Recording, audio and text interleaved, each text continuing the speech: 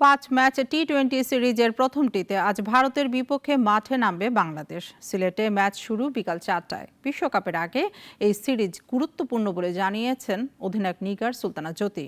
তাই জয়ের লক্ষ্য নিয়ে মাঠে নামবে টাইগ্রেসরা। রাজিবুল ইসলামের রিপোর্ট। মেয়েদের টি-20 সিরিজ শুরুর আগে আলোচনায় দেশ জুড়ে তীব্র গরম। মাঠের লড়াইয়ে ভারতের বিপক্ষে সবশেষ সিরিজে বিতর্ক যেন তার চেয়েও বেশি উত্তাপ ছড়াচ্ছে। শেষ দেখায় ভারতের বিপক্ষে টি-20 সিরিজ 2-1 ব্যবধানে হেরেছিল বাংলাদেশ। তবে এসব নিয়ে ভাবতে নারাজ নিগার সুলতানা জ্যোতি। সেবার বিতর্ক শুরু হয়েছিল ওয়ানডে সিরিজে ভারতের অধিনায়কের আউট নিয়ে, যার রেশ এখনো কাটেনি।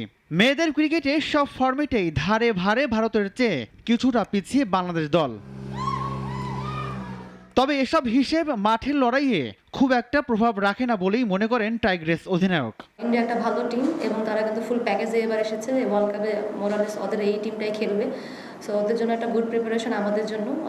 ইন্ডিয়ার মতো টিমের এগেনস্টে 5টা টি-20 খেলা এবং টিমটাকে আমরা যে টাফ টাইমটা পার করে আসছি সেটার থেকে কামব্যাক করতে হলে অবশ্যই আমাদের ভালো ক্রিকেট খেলতে হবে। তবুও ভারতের বিপক্ষে সিরিজটা কঠিন হবে বলে মনে করেন বাংলাদেশের প্রথম সেঞ্চুরিয়ান ফারজানা হক পিঙ্কি। আমরা যদি ব্যাটটা ভালো করতে পারি তাহলে আমার মনে হয় আমাদের জয়টা অনেক সহজ হয়ে যাবে। বাট আমি তারপরেও বলছি সিরিজটা অনেক কঠিন হবে, আমাদের খুব মনোবল, শক্তি, বিশ্বাসের সাথে খেলতে হবে। টি-20 ইতিহাসে ভারতের বিপক্ষে এখনো পর্যন্ত বাংলাদেশের অর্জন 18 দেখায় 3 জয়। প্রথম জয় পেয়েছিল 2018-তে কুয়ালালামপুরে, দ্বিতীয় জয়টিও একই বছর।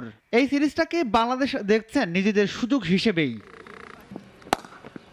রাজিবুল ইসলাম, নাগরিক।